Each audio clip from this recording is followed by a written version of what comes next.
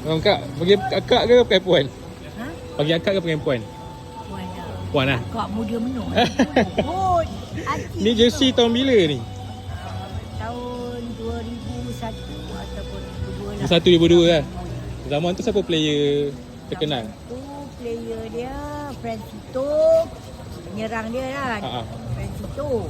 Lepas tu ada Azizul Abu Hanifah, Khalid Jamlus, lagi ada lah buat tak ingat lah. Oh, zaman-zaman saya muda lagi tak ada. Zaman-zaman hang muda lagi. Zaman kata pun dah tak ada lagi. Merangkak lagi. Merangkak lagi. Ini Tapi ni original lah.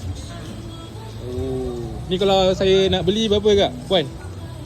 Ni rare ni. Oi. Rare ni. Ada orang nak try beli? Ada orang offer 500. 500?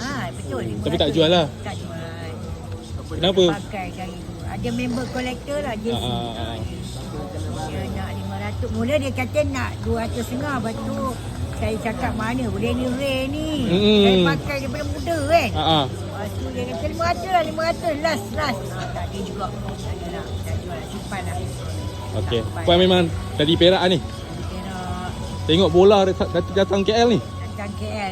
Dari muda dah tengok bola lah. Oh. Kalah ke, menang ke, apa Perak bungkus ke tak bungkus ke, tetap sokong Perak. Player favourite? Zaman zaman bila-bila lah. Zaman dulu Azizul Abu Hanifah lah, kawan sekolah. Kawan sekolah. Satu sekolah, sama sebaya. Favourite lah Azizul.